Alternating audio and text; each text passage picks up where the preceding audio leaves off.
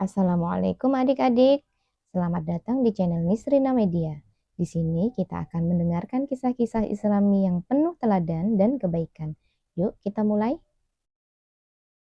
Baik adik-adikku tersayang, jumpa lagi dengan channel Nisrina Media. Kita lanjut.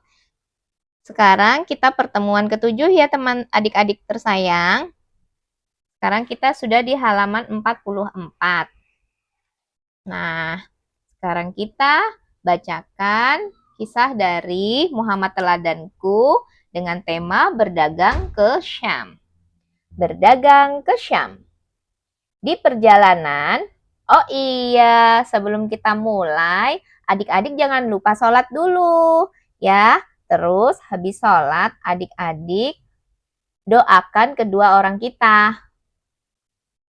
Di perjalanan, Muhammad mendapati bahwa Maisarah adalah teman yang baik. Dengan senang hati, Maisarah menunjukkan dan menceritakan sejarah berbagai tempat menarik yang mereka lewati. Muhammad juga merasakan bahwa anggota kafilah yang lain sangat ramah dan akrab terhadapnya. Setelah 1 bulan berjalan, tibalah mereka di Syria. Setelah beristirahat beberapa hari, mulailah para pedagang menuju ke pasar. Walaupun ini adalah pengalaman pertama Muhammad, sama sekali dia tidak merasa kebingungan dengan tugasnya. Maisarah tercengang melihatnya. Pikirannya tajam serta kejujurannya dan kelihayan Muhammad dalam mengambil keputusan. Semua orang kagum kepadanya. Semua barang yang mereka bawa laku terjual dengan jumlah keuntungan yang belum pernah didapatkan Khadijah sebelum itu. Setelah itu, Muhammad membeli barang-barang berkualitas yang pasti akan terjual dengan harga tinggi di Mekah. Di Syria itu, setiap orang yang berjumpa dengan Muhammad pasti sangat terkesan olehnya. Penampilan Muhammad sangat memesona, ramah, dan sangat besar perhatiannya kepada setiap orang. Di tengah-tengah kesibukan itu, Maisarah melihat bahwa Muhammad selalu memanfaatkan setiap waktu senggang untuk menyendiri dan berpikir. Ini benar-benar tidak lazim bagi Maisarah. Dia tidak menyadari bahwa tuan mudanya ini memang sangat terbiasa meluangkan waktu untuk memikirkan nasib manusia. Muhammad juga amat heran melihat perpecahan berbagai kelompok Nasrani di Syria. Masing-masing dari mereka memiliki jalan dan pendapat sendiri, padahal seharusnya mereka bergabung dalam satu kelompok. Manakah yang paling benar dari semuanya? Pikiran-pikiran seperti ini membuat mata Muhammad selalu terbuka pada saat orang-orang terlelap tidur. Akhirnya, adik-adik tersayang, waktu untuk pulang pun tiba. Oleh-oleh untuk handai taulan pun dibeli dan semua barang dikemas. Waktu pulang adalah waktu yang paling menggembirakan karena mereka akan berjumpa lagi dengan orang-orang tercinta di kampung halaman. Mereka tidak sabar lagi mendengar tawa ria anak-anak mereka saat kembali nanti dan mereka sadar jika waktu itu tiba, tidak akan kuat lagi mereka menahan air mata. Ya, karena mereka berbulan-bulan meninggalkan keluarga mereka ya adik-adik ya. Ini adalah ilustrasi di pasar ketika Muhammad sedang menjual dagangannya adik-adik. Hari Jumat. Nih, hari Jumat pada zaman jahiliyah adalah hari bersukaria di seluruh jazirah. Semua orang sibuk di pasar. Dalam sebuah hadis disebutkan bahwa pernah khutbah Jumat Rasulullah Shallallahu Alaihi Wasallam hampir terganggu karena saat itu datang kafilah membawa barang dagangan. Pada hari Jumat, semangat berdagang mengaliri darah semua orang pada kala itu. Tuh ya, kita lanjut ke halaman berikutnya. Nih ada perasaan Khadijah. Beberapa bulan setelah kepergiannya, kafilah Mekah pun datang kembali di tempat perhentian Mar al-Zahran. Bentar ya, kita betulkan dulu adik-adik.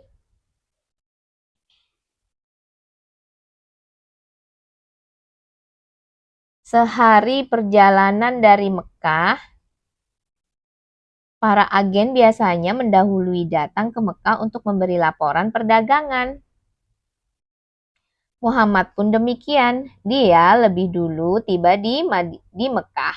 Namun sebelum bertemu Khadijah, dia bertawaf dulu 7 keliling mengelilingi Ka'bah.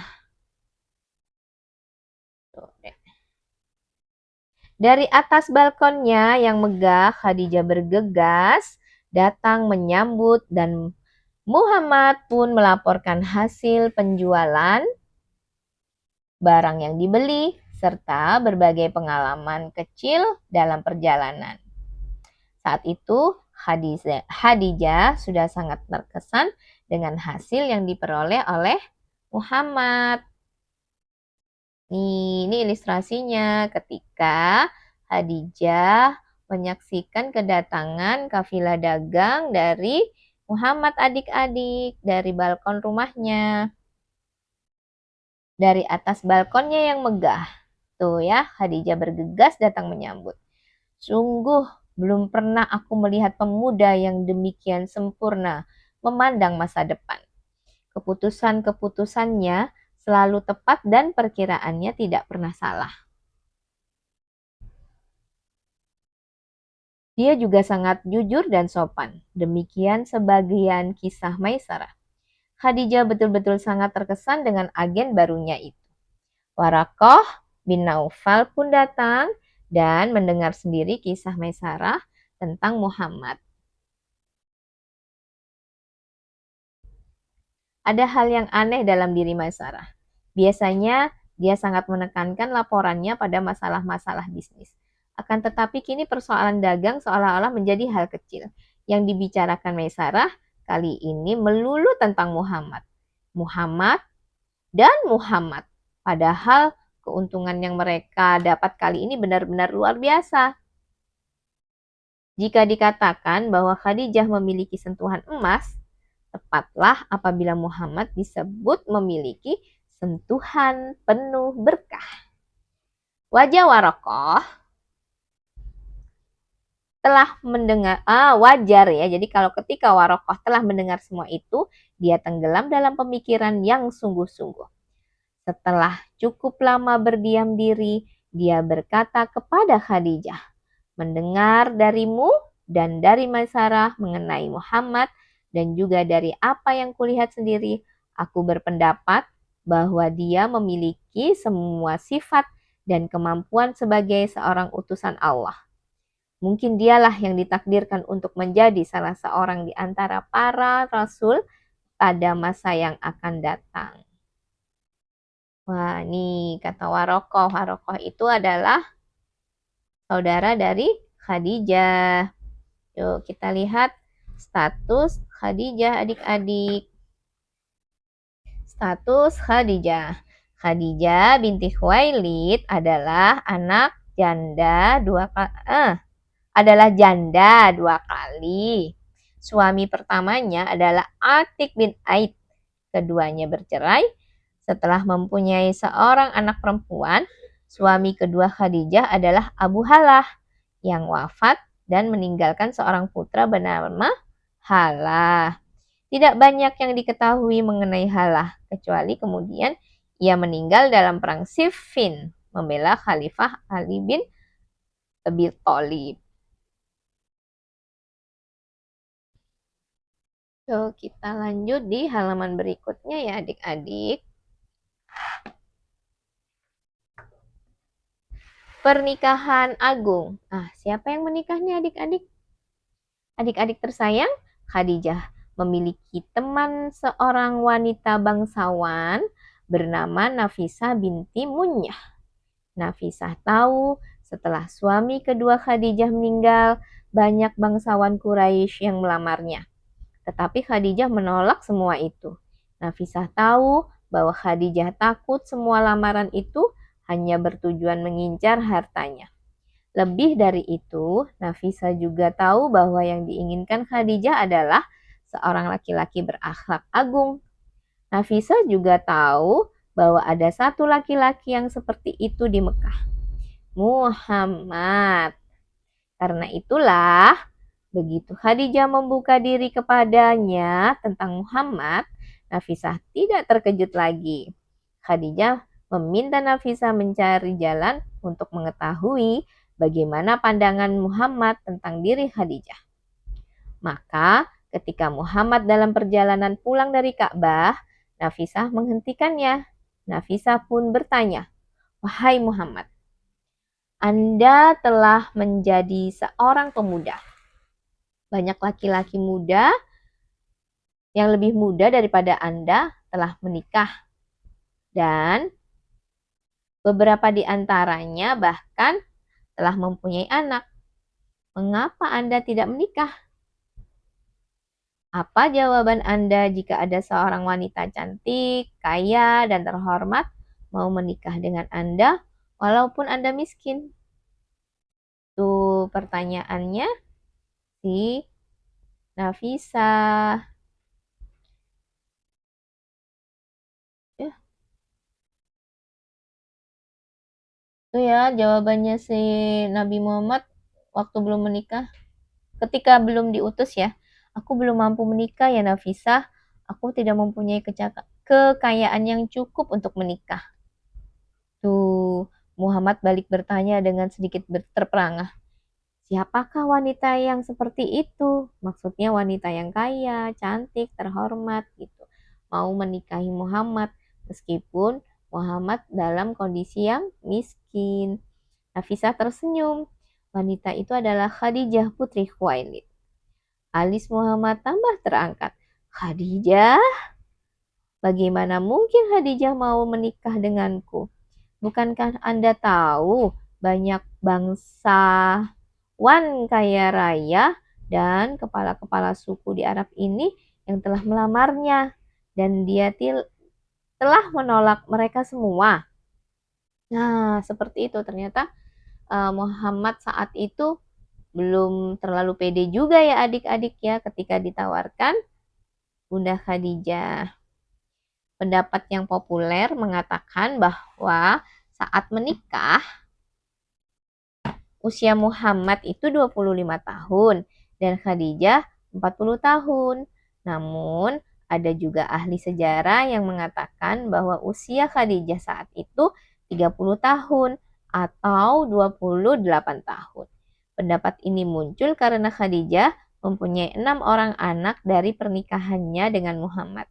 Jika Khadijah berusia 40 tahun, sudah sangat riskan untuk bisa melahirkan putra sebanyak itu. Begitu ya adik-adik tersayang. Minuman tidak beralkohol. Ada sumber yang mengatakan bahwa dalam pernikahan Muhammad dengan Khadijah, minuman yang dihidangkan adalah minuman temuan baru Abdullah bin Jud'an yang tidak mengandung alkohol. Abdullah bin Jud'an menemukan resep itu dari Persia. Ayo kita baca di lembar berikutnya. Perawakan Muhammad. Adik-adik tersayang, jarang ada pernikahan dilangsungkan demikian agung. Dalam acara itu, semua pemimpin Quraisy dan pembesar Mekah diundang. Mempelai laki-laki menunggang kuda yang gagah, diiringi para pemuda Bani Hashim yang menghunus pedang.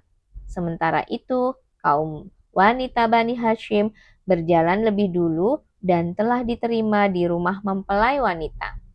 Rumah Khadijah yang megah saat itu telah diterangi cahaya lilin dalam lampion-lampion yang digantung dengan rantai-rantai emas. Setiap lampion terdiri atas 7 batang lilin. Semua pembantu Khadijah diberi seragam khusus untuk menyambut para tamu yang datang menjelang sore hari. Kamar pengantin benar-benar istimewa. Kain sutra dan brokat digantung begitu serasi. Lantainya tertutup karpet putih dan diharumi dupa dari guci perak. Nih, adik-adik tersayang bisa melihat bagaimana gambar dari ilustrasi ketika Muhammad menikah dengan Khadijah.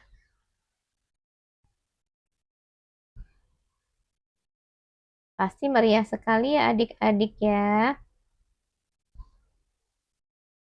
Khadijah sendiri begitu anggun hingga tampak bercahaya seperti matahari terbit. Dia mengenakan pakaian pengantin yang sangat indah dan tiada duanya saat itu. Abu Thalib adalah wakil mempelai laki-laki dalam memberi sambutan. Sedangkan Warokoh bin Naufal adalah wakil pengantin wanita. Adik-adik tersayang, tidak ada laki-laki segagah Muhammad. Paras mukanya manis dan indah. Perawakannya sedang, tidak terlampau tinggi, tidak juga pendek. Rambutnya hitam sekali dan bergelombang. Dahinya lebar dan rata di atas sepasang alis yang lengkung. Lebat dan bertaut. Sepasang matanya lebar dan hitam. Di tepi putih matanya agak kemerahan. Tampak lebih menarik dan kuat. Pandangannya tajam dengan bulu mata yang hitam pekat. Hidungnya halus dan merata dengan barisan gigi-gigi yang bercelah-celah. Cambangnya lebar, berleher jenjang dan indah. Dadanya lebar dengan kedua bahu yang bidang. Warna kulitnya terang dan jernih dengan kedua telapak tangan dan kaki yang tebal. Jika berjalan, badannya agak condong ke depan, melangkah cepat-cepat dan pasti. Air mukanya membayangkan renungan dan penuh pikiran. Pandangan matanya menunjukkan kewibawaan, membuat orang patuh kepadanya. Masya Allah. Sepertinya sangat berwibawa sekali ya Rasulullah. Nabi yang tampan. Nah nih, ternyata tampan juga nih Muhammad ya. Rasulullah Shallallahu Alaihi Wasallam mengatakan bahwa Allah tidaklah mengutus seorang nabi dan rasul, melainkan mereka itu gagah dan berwajah tampan. Dan nabi kita tercinta Muhammad Shallallahu Alaihi Wasallam adalah salah satu yang tertampan di antara mereka. Masya Allah, barakallah, alhamdulillah. Kita lanjut di lembar berikutnya. Sifat Muhammad. Adik-adik tersayang, Muhammad telah mendapat karunia Allah Subhanahu wa taala dengan pernikahan ini. Dari seorang pemuda miskin, Allah Subhanahu wa taala telah mengangkatnya menjadi laki-laki berkedudukan tinggi dengan harta yang mencukupi. Seluruh penduduk Mekah memandang pernikahan ini dengan gembira dan penuh rasa hormat. Semua undangan yang hadir berharap bahwa dari pasangan yang sangat ideal ini kelak lahir keturunan yang akan mengharumkan nama Quraisy. Para sesepuh dari kedua keluarga itu tahu bahwa Khadijah akan mendukung suaminya dengan kasih sayang dan harta berlimpah. Sebaliknya, mereka juga berharap bahwa Muhammad yang bijak dan cerdas akan membimbing istrinya menuju kebahagiaan hidup. Kehidupan berlanjut dan keikutsertaan suami istri itu dalam pergaulan yang baik dengan masyarakat membuat orang semakin menghormati mereka. Walau telah mendapat kehormatan demikian itu, Muhammad tetaplah seorang yang rendah hati. Itu adalah sifatnya yang sangat menonjol. Jika ada yang mengajaknya bicara, tidak peduli siapapun itu, dia akan mendengarkan dengan penuh perhatian tanpa menoleh kepada orang lain. Tidak saja mendengarkan dengan hati-hati, Muhammad bahkan memutar badannya untuk menghadapi orang yang mengajaknya bicara. Berarti sangat sopan sekali ya adik-adik kalau diajak omong Adik-adik perhatian sama yang berbicara ya, sama yang ngomong. Adik-adik harus memberi perhatian supaya yang mengajak bicara adik-adik itu tidak kecewa. Apalagi diajak omong sama orang tua. Yuk lanjut ya. Semua orang tahu bahwa bicara Muhammad sedikit. Dia justru lebih banyak mendengarkan pembicaraan orang lain. Sekali bicara, Muhammad selalu bersungguh-sungguh. Namun, Muhammad bukanlah orang yang tidak bisa diajak bergurau. Dia sering juga membuat humor dan mengajak orang lain tertawa. Tetapi yang dikatakannya dalam gurauan sekalipun adalah sesuatu yang benar. Orang menyukai Muhammad yang apabila tertawa, tidak pernah sampai terlihat gerahamnya. Apabila marah, tidak pernah sampai tampak kemarahannya. Orang tahu dia marah hanya dari keringat yang tiba-tiba muncul di keningnya. Muhammad selalu menahan marah dan tidak menampakkannya keluar. Orang-orang menyayangi Muhammad karena dia lapang dada, berkemauan baik, dan menghargai orang lain. Dia bijaksana, murah hati, dan sangat mudah bergaul dengan siapa saja. Namun, di balik semua kelembutan itu, dia mempunyai tujuan yang pasti. Berkemauan keras dan tidak pernah ragu-ragu dalam tujuannya.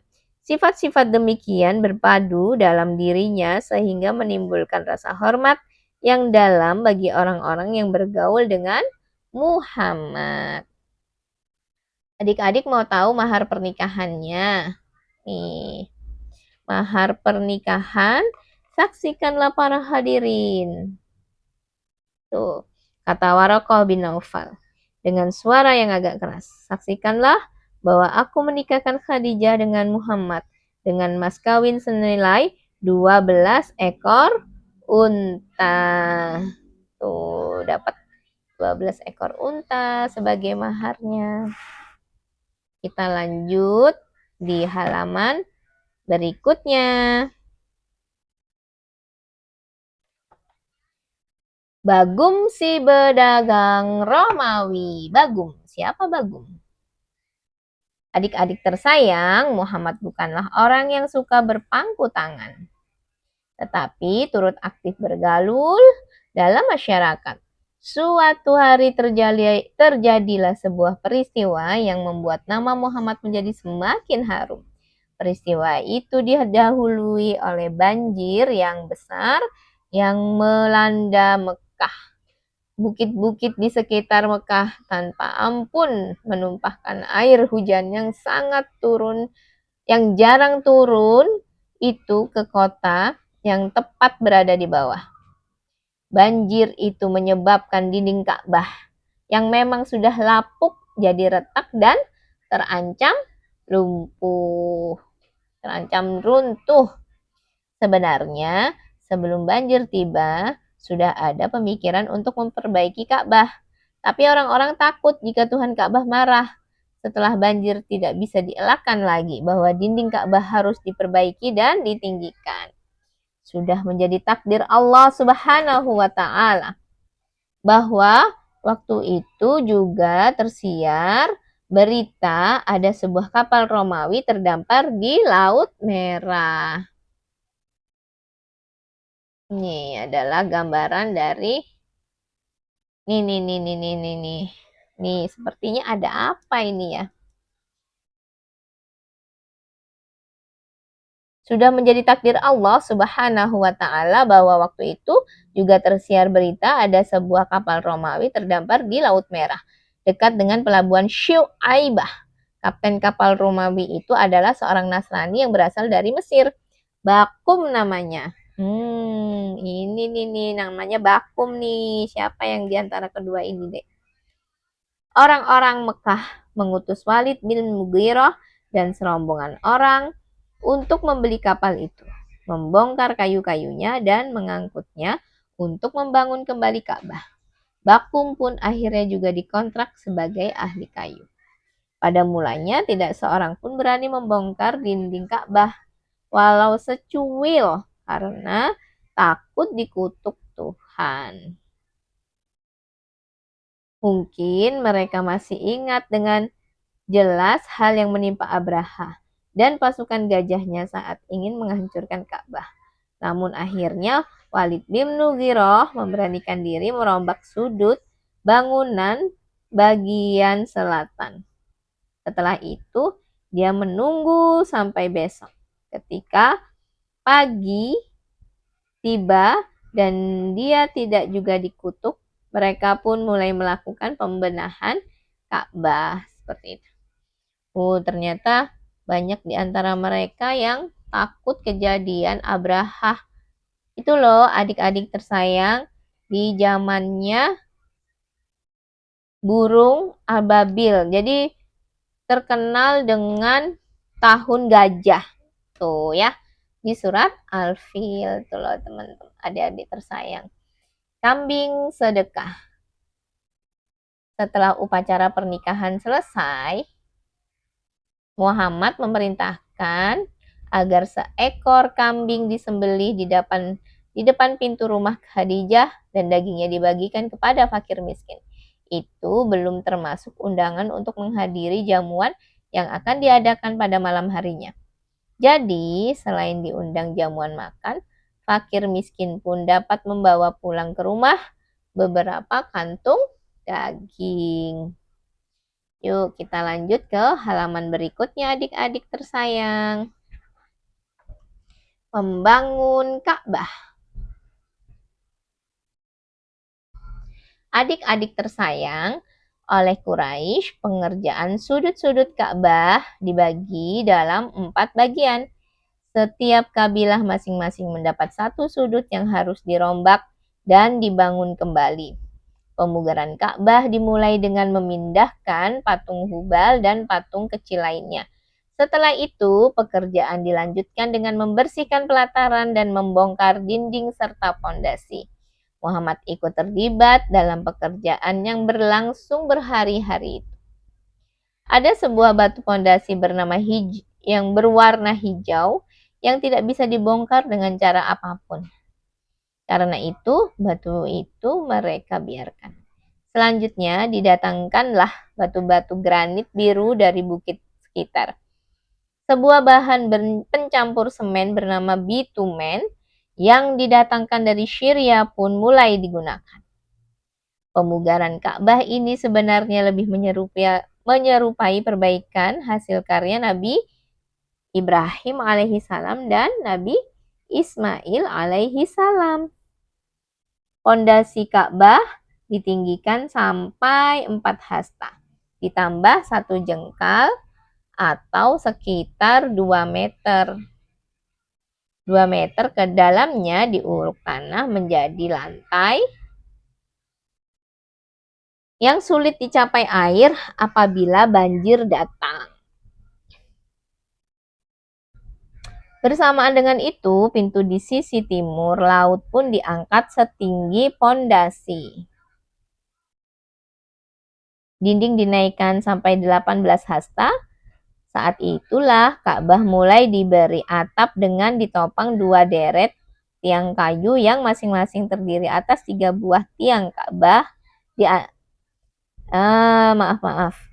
Saat itulah Ka'bah mulai diberi atap dengan ditopang 2 deret tiang kayu yang masing-masing terdiri atas 3 buah tiang atas bekas kapal yang kandas itu.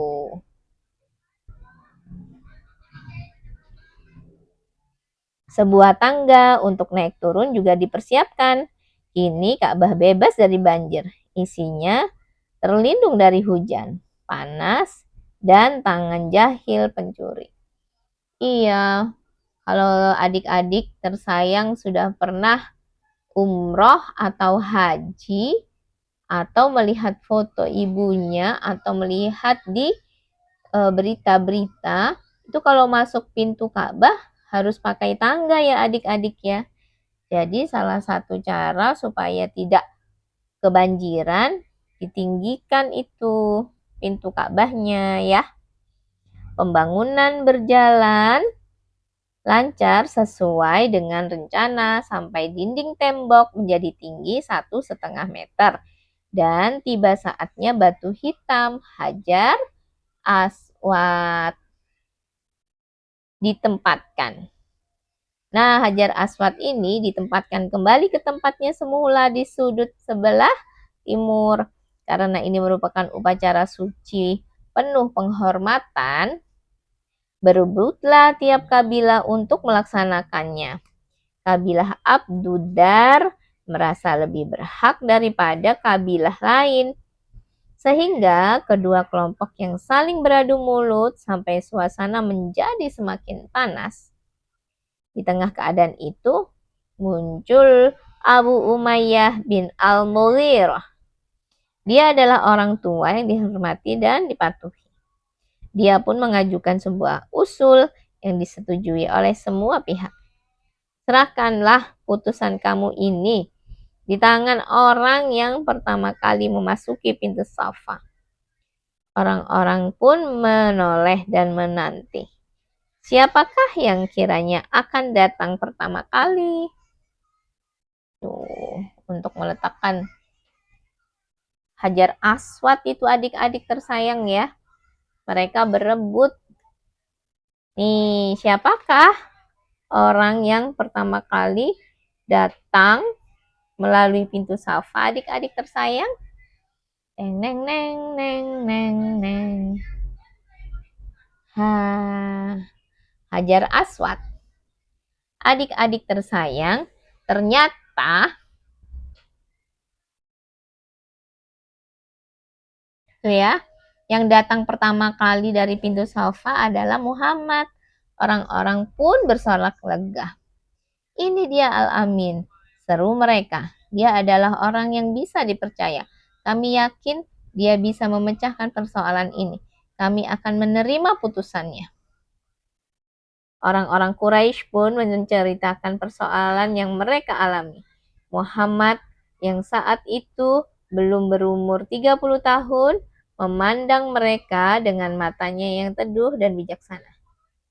Muhammad melihat berkorbarnya api permusuhan pada mata setiap orang dari masing-masing kabilah Quraisy. Keadaan ini benar-benar genting. Kalau salah mengambil putusan akan terjadi pertumpahan darah di antara kabilah-kabilah itu. Muhammad berpikir sejenak, lalu dia berkata, "Tolong bawakan sehelai kain." Kain pun segera diberikan. Muhammad mengambil dan menghemparkan kain itu. Dia lalu mendekati Hajar Aswad. Diangkatnya batu hitam itu dan diletakkan di tengah-tengah kain. Hendaknya setiap ketua kabilah memegang ujung kain. Itu kata beliau. Kemudian para ketua kabilah memegang ujung kain dan bersama-sama mengangkat Hajar Aswad di tempat Hajar Aswad semula berada. Muhammad mengangkat dan meletakkannya kembali. Semua pihak merasa amat puas dan keputusan Muhammad yang adil itu. Demikianlah adik-adik tersayang, pada waktu muda Rasulullah Shallallahu Alaihi Wasallam telah menjadi orang yang cerdas dan bijaksana. Semoga adik-adik tersayang nanti suatu saat ketika sudah dewasa, sudah menjadi remaja dulu ya, remaja dulu terus menjadi dewasa, itu adik-adik tersayang menjadi orang yang bijaksana, jadi orang yang cerdas, begitu ya doanya. Yuk, sekarang Hajar Aswad dicuri nih. Nih, Hajar Aswad dicuri. Oh, pernah dicuri ya Hajar Aswad ya adik-adik ya. Tanggal 18 Januari 930 muncul 1.500 orang gerombolan sekte Karamitah yang menyusup dalam rombongan jamaah haji.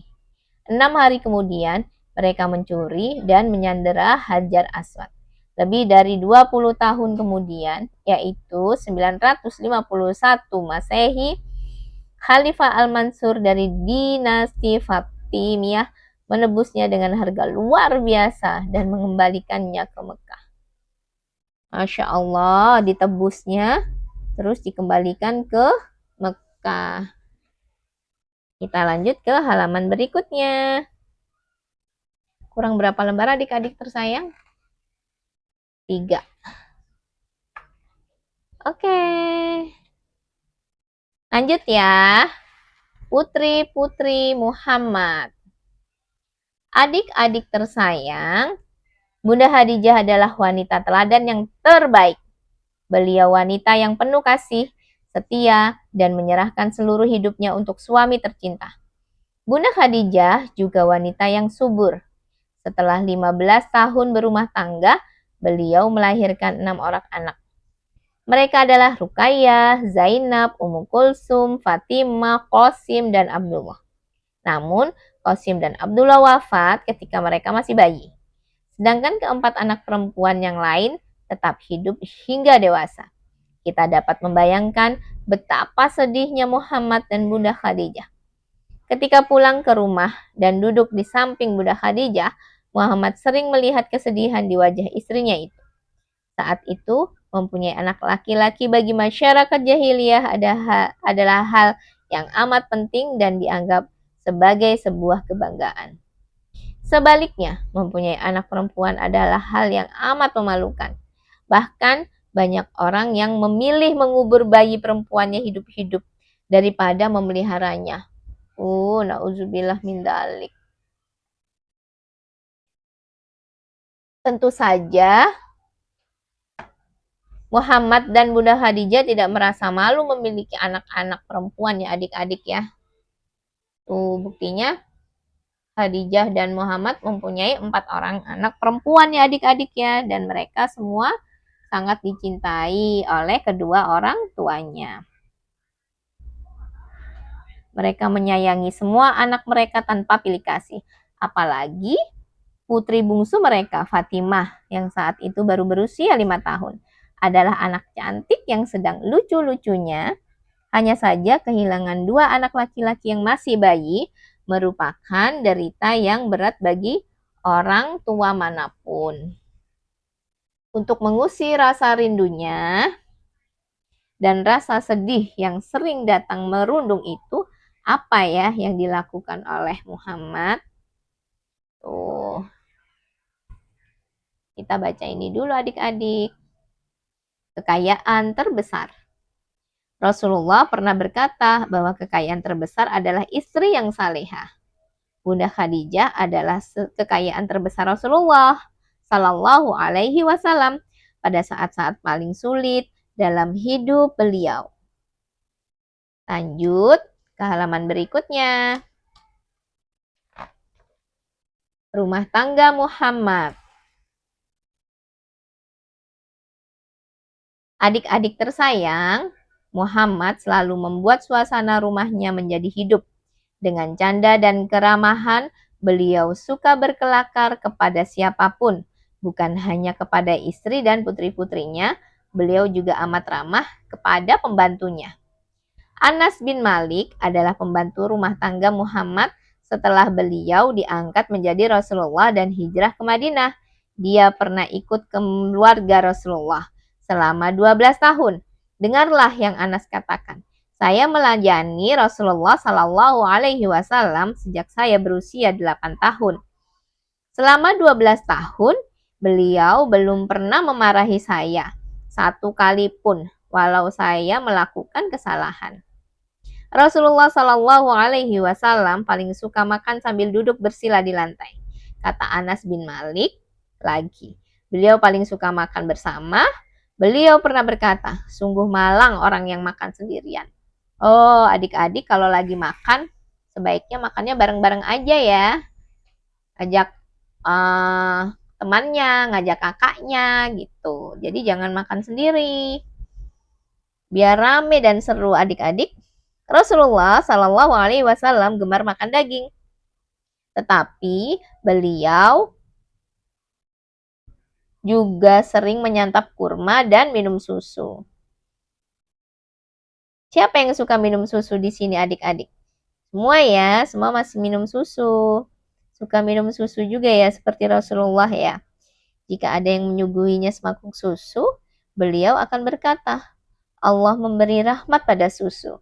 Mudah-mudahan masih ada lagi. Nah, adik-adik tersayang, sejak muda Rasulullah amat gemar memakai parfum. Bau wangian itu akan membuat orang-orang di sekitarnya merasa senang. Rasulullah Shallallahu Alaihi Wasallam tidak menyukai baju berwarna merah. Beliau lebih suka baju berwarna lurik atau putih. Rasulullah Shallallahu Alaihi Wasallam juga gemar memakai serban dengan salah satu ujungnya menggelantung di antara pundak. Beliau tidak pernah menggunakan baju yang seluruhnya terbuat dari sutra. Adik-adik tersayang, kemudian datanglah satu orang yang amat Muhammad sayangi. Begitu sayangnya sampai beliau mengangkatnya sebagai anak. Siapakah orang yang beruntung itu adik-adik? Yuk kita baca dulu. Ada pengetahuan tentang siwak. Apakah siwak itu? Rasulullah Shallallahu Alaihi Wasallam amat bersih. Beliau sangat sering berwudu. Pakaiannya juga tidak pernah kotor. Beliau selalu membawa siwak kemana-mana.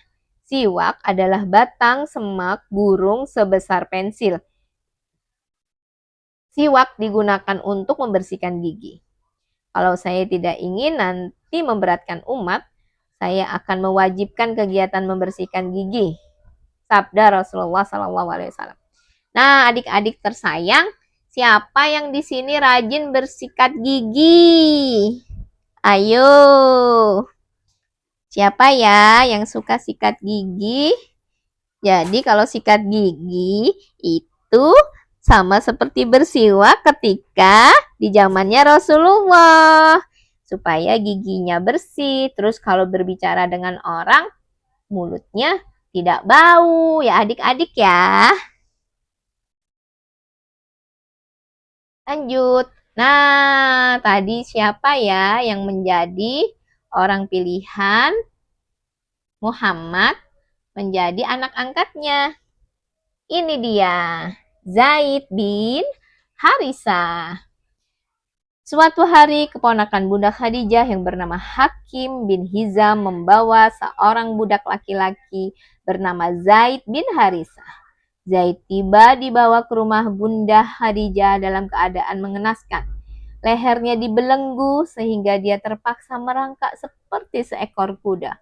Bunda Khadijah membeli Zaid dan memperlakukannya dengan baik. Muhammad amat menyukai Zaid, apalagi ketika Zaid bercerita bahwa dia dijadikan budak dengan cara diculik. 15 tahun yang lalu Zaid kecil sedang berjalan pulang bersama ibunya ketika datang para perampok gurun. Zaid disergap dan dibawa lari. Sejak itulah dia hidup sebagai seorang budak yang diperjualbelikan ke sana kemari. Ya Allah, nasiblah yang membawa Zaid akhirnya tiba di pasar Ukaz, Mekah, tempat yang akan membawanya bertemu dengan Rasulullah Sallallahu Alaihi Wasallam, orang yang amat Zaid cintai. Melihat Muhammad amat menyayangi Zaid, Bunda Khadijah memberikan Zaid kepada suaminya itu. Bunda Khadijah yang bijaksana mengerti bahwa suaminya menganggap Zaid seolah sebagai pengganti Qasim dan Abdullah yang telah tiada. Muhammad segera memerdekakan Zaid, namun secara tidak terduga datanglah Harisah, ayah Zaid. Ayah Zaid datang adik-adik. Apa yang dilakukan sama ayahnya Zaid ya? Harisah telah bertahun-tahun mencari Zaid. Sejak anaknya itu menghilang, Harisah amat menyayangi dan merindukan Zaid, sehingga dia membuat puisi kesedihan tentang anaknya itu. Zaid pun amat menyayangi ayahnya. Silahkan membawa Zaid pulang, kata Muhammad kepada Harisah. Tetapi seandainya Zaid memilih tetap bersama saya tidak akan menolaknya. Ternyata Zaid lebih memilih tinggal bersama Muhammad. Muhammad amat bahagia sehingga mengangkat Zaid sebagai putra angkat beliau. Setelah itu, Zaid sering dipanggil Zaid bin Muhammad. Kelak ketika Islam telah datang, Allah melarang anak angkat mewarisi harta ayah angkatnya yang telah wafat. Harta seorang ayah tetaplah menjadi hak anak kandung, bukan anak angkat. Maha adil Allah yang agung. Tuh ya. Syahid di perang Mut'ah. Nih, apa ini? Sebetulnya Zaid tidaklah terlalu tampan. Kulitnya coklat kehitaman. Usianya 11 tahun lebih muda dari Rasulullah Sallallahu Alaihi Wasallam. Namun, semangat jihadnya tidak tertandingi. Kelak dia gugur sebagai syuhada saat menjadi panglima pasukan muslim di perang Mu'tah melawan pasukan Romawi. Yuk, kita lanjut ke halaman berikutnya. Zainab. Nih. Zainab adalah putri kedua Rasulullah Sallallahu Alaihi Wasallam. Dia menikah dengan sepupunya Abu Al-As bin Rabi. Ibu Abu Al-As bernama Halah. Dia adalah kakak perempuan Bunda Khadijah. Pernikahan itu berlangsung jauh sebelum Muhammad diangkat menjadi seorang Rasulullah. Adik-adik tersayang, kisah cinta Zainab dan Abu Al-As menjadi masyhur karena gelombang kesulitan yang kemudian mereka hadapi. Abu Al-As adalah orang yang jujur. Bisnisnya maju dan berpeluang menjadi orang yang sangat sukses dalam perdagangan. Namun ketika Rasulullah Shallallahu Alaihi Wasallam mulai memperkenalkan Islam, Abu Al-As memilih tetap menyembah berhala. Sementara itu, Zainab bersegera memeluk agama baru itu. Ketika Islam makin menyebar, perlawanan kaum Quraisy semakin kuat. Ummu Jamil, istri Abu Lahab, menyerukan agar Abu Al-As menceraikan istrinya. Namun Abu Al-As menolak. Tuh ya. Nah, ini ilustrasi ketika Abu Al-As masuk Islam. Kalau yang ini adik-adik, tapi sekarang kan masih belum ya. Abu Al-As itu disuruh menceraikan Zainab, tidak mau, tapi tidak mau juga masuk ke dalam agama Islam ketika Muhammad sudah menjadi Rasulullah. Nah, dalam perang Badar, Abu Al-As menjadi prajurit Quraisy menghadapi pasukan muslim. Abu Al-As tertangkap dan dibawa sebagai tawanan. Zainab masih tinggal di Mekah mengirimkan kalung ibunya untuk menebus Abu Al-As. Rasulullah Shallallahu Alaihi Wasallam amat terharu melihat kalung almarhum Khadijah. Jika kalian berpendapat tawanan ini sebaiknya dibebaskan tanpa uang tebusan, bebaskanlah dia. Kata Rasulullah Shallallahu Alaihi Wasallam kepada para sahabat. Para sahabat terdiam. Uang tebusan biasanya berjumlah sangat besar. Jika Abu Al-As dibebaskan tanpa uang tebusan, itu berarti mengurangi jatah uang untuk para sahabat Rasulullah Shallallahu Alaihi Wasallam. Padahal mereka telah mempertaruhkan nyawa dan dalam perang. Apalagi saat itu banyak sahabat yang masih hidup melarat karena kekayaan mereka diambil kaum Quraisy ketika mereka berhijrah ke Madinah. Namun para sahabat mengerti bahwa uang bukanlah tujuan mereka berperang. Terlebih mereka tidak ingin melihat Rasulullah Shallallahu Alaihi Wasallam berduka memikirkan perasaan putrinya. Para sahabat pun segera membebaskan Abu Al-As.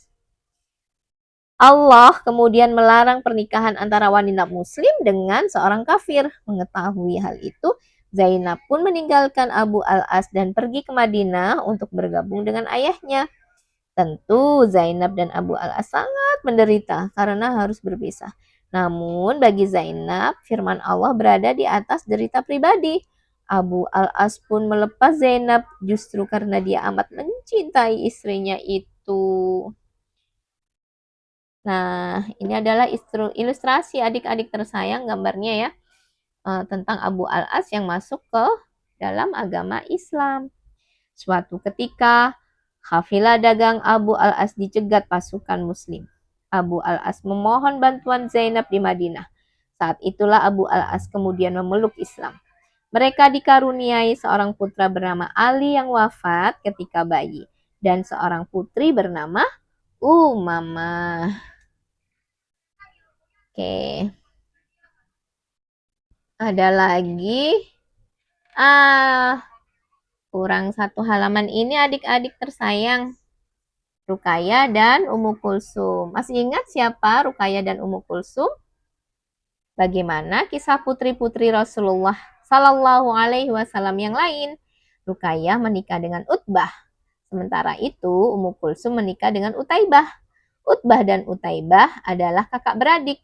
Mereka adalah putra Abdul Uzza yang ketika Islam datang sangat keras memusuhi Rasulullah Shallallahu Alaihi Wasallam dan para pengikutnya.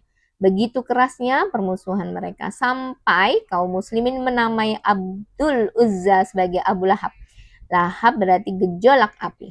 Adik-adik tersayang, ketika Rasulullah Shallallahu Alaihi Wasallam mulai mendakwahkan Islam, Ruqayyah dan Ummu Kulsum jadi amat menderita. Hampir setiap hari ibu mertua mereka, Ummu Jamil, mencaci maki Rasulullah Shallallahu Alaihi Wasallam.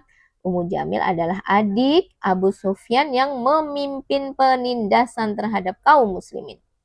Ummu Jamil semakin tidak kuasa menahan marahnya melihat kesabaran Ruqayyah dan Ummu Kulsum, walau dia selalu menyumpah serapahi Rasulullah Shallallahu Alaihi Wasallam di depan mereka setiap ada kesempatan.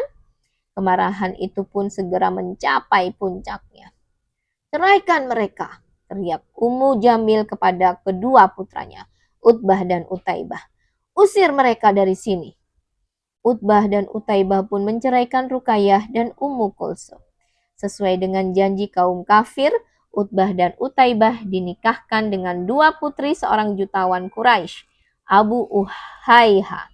Sementara Ruqayyah dan Ummu Kulsum diusir begitu saja, kembali ke rumah orang tua mereka sambil menangis terseduh-seduh. Nih adik-adik tersayang, Ummu Jamil berbuat kasar kepada Ruqayyah dan Ummu Kulsum. Sudah tentu kita dapat mengerti betapa hancurnya hati Rasulullah Sallallahu Alaihi Wasallam dan Bunda Khadijah melihat kedua putri mereka diperlakukan secara semena-mena. Namun Maha Suci Allah yang kemudian memberi jodoh yang lebih baik. Ruqayyah kemudian menikah dengan Utsman bin Affan, salah seorang sahabat besar. Ruqayyah sempat ikut hijrah ke Habasyah dan Madinah. Namun ketika Rasulullah Shallallahu Alaihi Wasallam baru pulang dari perang Badar, beliau menemui Ruqayyah telah wafat. Beliau kemudian menikahkan Utsman bin Affan dengan Ummu Kulsum. Namun tidak lama kemudian Ummu Kulsum pun wafat menyusul kakaknya. Kedua putri Rasulullah Shallallahu Alaihi Wasallam ini wafat tanpa meninggalkan keturunan. Nih apa ini? Keponakan Ummu Jamil. Ada apa? Siapa keponakan Ummu Jamil? Ummu Jamil mempunyai seorang keponakan wanita bernama Ramlah. Dia adalah putri Abu Sufyan, kakak Ummu Jamil. Ramlah yang kelak lebih dikenal dengan nama Ummu Habibah pun memeluk Islam. Bisa kalian bayangkan betapa murkanya Ummu Jamil mendapati banyak kaum muslimin berasal dari keluarganya sendiri. Masya Allah, jadi ternyata di balik Ummu Jamil benci terhadap agamanya Rasulullah ya, terhadap umatnya Rasulullah, terhadap anak-anaknya Rasulullah, banyak sekali orang-orang yang di luar sana memeluk agama Islam. Dah, sekarang kita selesaikan dulu adik-adik di buku kedua. Dah, selesai. Besok kita lanjut di buku ketiga. Terima kasih. Jangan lupa adik-adik membagikan video ini. Wassalamualaikum warahmatullahi wabarakatuh.